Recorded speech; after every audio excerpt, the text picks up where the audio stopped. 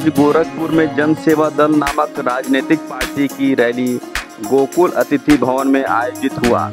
दूर दूर से कार्यकर्ता एवं आमजन मौजूद रहा। आपको बताते चले कि यह पार्टी विधान केसरी अखबार के संपादक माननीय विनेश ठाकुर जी ने बनाया है। आगे देखिए रैली की झलकियाँ।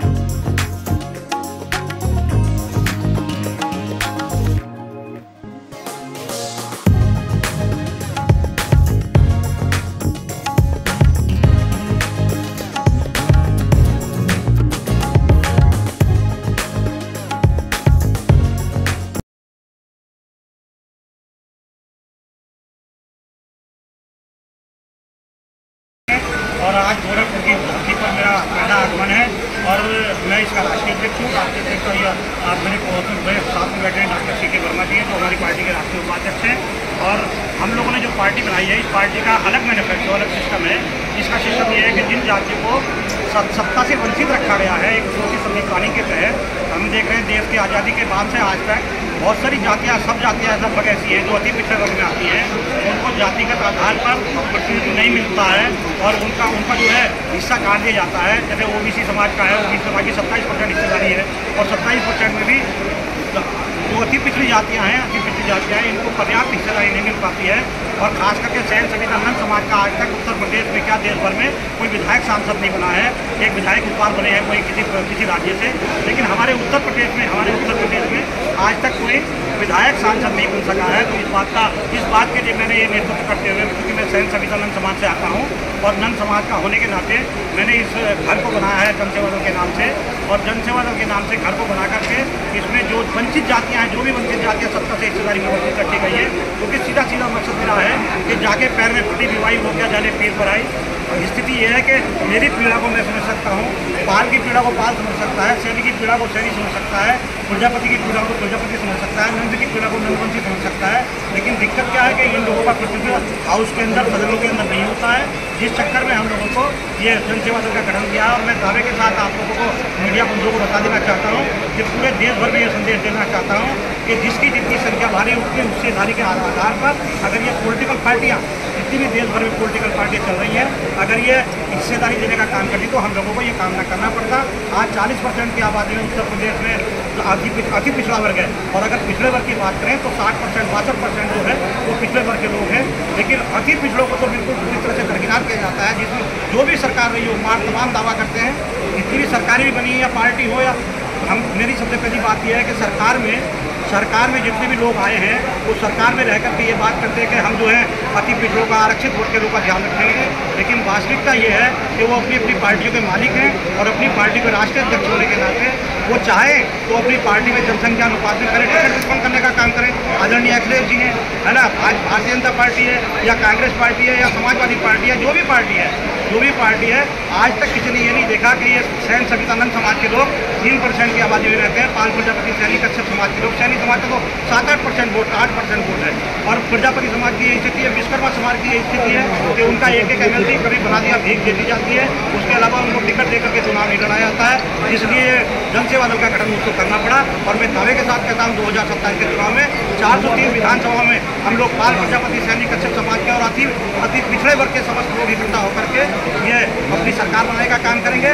और हम एक दूसरे को सपोर्ट करेंगे। हमारा फंडा है कि हम प्रजापति को सपोर्ट करेंगे, प्रजापति हमको सपोर्ट करेंगे। जो भी वंचित जातियाँ हैं, चाहे उसमें कोई भी जाति हो देश में रहने वाली, वो जो भी जाति होगी उस जाति के लिए हम जनसंख्या अनुपात में हिस्सेदारी देने का काम करेंगे।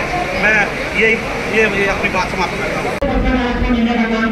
नए समाज के लोग 3% देते हैं, उनको 3% आरक्षण देने का काम हो। जो जाति के जितने लोग रहते हैं, एक बात की संतान सबके बातों एक समान, एक बात की संतान सबके बातों एक समान, ये नहीं करने वाला है। अब ये नहीं करने वाला है कि 98% लोगों को 2% जमीन दे दी जाती है और 2% लोगों का खाने पीना जमीन दे दी जाती है साथ में। अब ये चलने वाला नहीं है। मैं आप लोगों को कहना चाहता हूँ, हमारी किसी से कोई लड़ाई नहीं है, हमारे किसी पार्टी से कोई डर नहीं है, सब पार्टियां अच्छी हैं। गलती हमारी है कि हम लोग इकट्ठा नहीं हो सके। हम लोगों को साबित करते हैं जातियों में बांट के रखा गया। जब विनेश ठाकुर की घटना में जाता है किसी पार्टी से तो कह दिया जाता है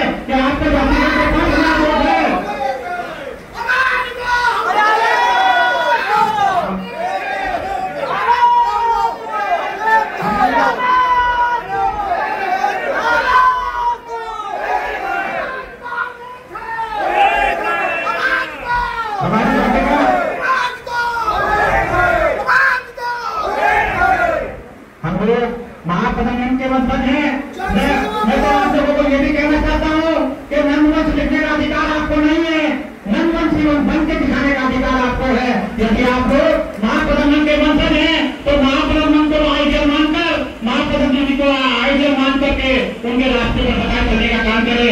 हम लोग कर्पूरी ठाकुर जयंती मनाने का काम करते हैं। कर्पूरी ठाकुर जी ने क्या कहने किया सत्ता पाने के लिए, कहीं जेल गए, कहीं आंदोलन किया, कहीं कुछ किए। क्या हम कर्पूरी ठाकुर जी की जो सच्ची जयंती मनाते हैं? क्या हम कर्पूरी ठाकुर जी की सच्ची जयंती मनाते हैं? बाबा साहब ने हमको रास्ता दिखाया, बाबा साहब की जयंती मनाते हैं, लेकिन क्या सच्ची जयंती मनाते हैं? क्या एक लोग एक देश संविधान खत्म करने का काम कर रहे हैं, दूसरे लोग आते हैं तो संविधान को बचाने की बात नहीं करते हैं, केवल अपने कामों में उलझे रहते हैं।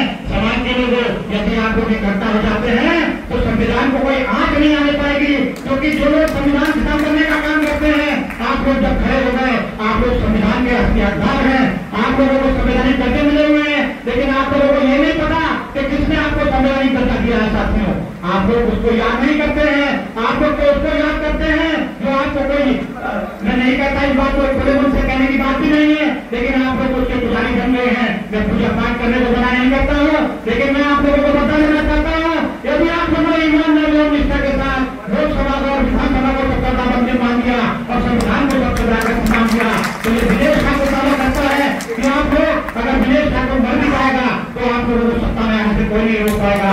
लेकिन आप लोगों को इस पे काम करना पड़ेगा। आप लोग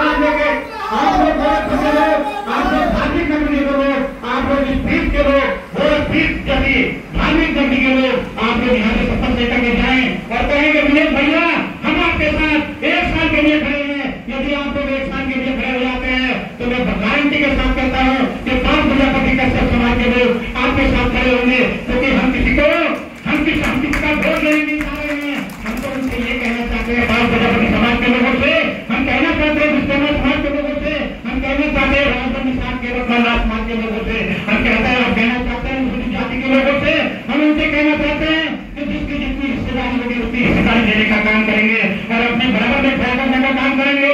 यदि अशोक मेरा ये सर्वनिराला जी विनेश ठाकुर से वादा करते हैं कि विनेश ठाकुर मैं आपके मिशन में शामिल हूँ, और चौरासा जी वादा करते हैं कि विनेश ठाकुर मैं आपके मिशन में शामिल हूँ, तो मैं गारंटी के साथ कहता हूँ कि विनेश ठाकुर से 50% ऐसा सम्मान पाने का काम करेंगे। ये विनेश ठाकुर का वादा है और 50% सम्मान हम लोग देंगे। और ये आप लोगों की जिम्मेदारी बन जाती है स्वयं सवितानंद समाज के लोगों कि जब आप अपने समाज के अपने भारत के लोगों के साथ बैठने का काम करोगे तो आपको सम्मान में कमी नहीं आएगी। और आप लोगों ने घर बनाने का काम किया है, विनेश ठाकुर ने जनसेवा दल बनाने का काम किया है। आप लोगों की जिम्मेदारी बन जाती है कि विधानसभा स्तर पर और जिला स्तर पर और प्रदेश स्तर पर और मंडल स्तर पर और राष्ट्रीय स्तर पर सभी जातियों को बराबर का हिस्सा देने का काम करें। अगर विनेश ठाकुर राष्ट्रीय अध्यक्ष है तो अम्बेडकर युवा मोर्चा के अम्बेडकर जन मोर्चा के राष्ट्रीय अध्यक्ष होंगे, और विनेश ठाकुर अगर राष्ट्रीय अध्यक्ष है तो ये चौरासा जी बैठे हैं, ये भी राष्ट्रीय अध्यक्ष होंगे। प्रजापति भी राष्ट्रीय अध्यक्ष होगा तो अपने समाज की अगुवाई करेगा, विनेश ठाकुर अपने समाज की अगुवाई करेगा, कश्यप अपने समाज की अगुवाई करेगा, सैनी अपने समाज की अगुवाई करेगा। सम्मानित साथियों, हम लोग सत्ता में आने से हमें कोई नहीं रोक पाएगा। हम पार्टियों से गठबंधन करने का काम नहीं करेंगे, हम लोग जातियों से गठबंधन करने का काम करेंगे। जिसकी जितनी संख्या बढ़ी उसकी उतनी हिस्सेदारी। जैसे बहुजन समाज पार्टी का नारा यही था, लेकिन शायद वो पूरा नहीं हो सका, वो पता नहीं कैसे खो गया। लेकिन ये विनेश ठाकुर यदि आप लोगों के बीच में जिंदा रहा तो ये गारंटी के साथ कहता हूँ कि धन जाति शिक्षा सम्मान सबको बांटो एक समान, धन जाति शिक्षा सम्मान सबको बांटो एक समान। एक भाई अब एजुकेशन की बात आती है, वो कहते हैं एजुकेशन अपने अपने बच्चों को पढ़ाइए। मैं गारंटी के साथ कहता हूँ जो गोरखपुर शहर में रहते हैं, जो ऑटो भी चलाता होगा, वो भी अपने बच्चों को स्कूल में पढ़ाए और सीबीएसई के स्कूल में एडमिशन नहीं करा पाएगा, नहीं पढ़ा पाएगा। एजुकेशन इक्वल जब तक एजुकेशन नहीं होगी, जब तक फ्री एजुकेशन नहीं होगी, जब तक इक्वल एजुकेशन नहीं होगी, तब तक आप लोगों के बच्चे नहीं पढ़ पाएंगे। और जब आप लोगों के बच्चे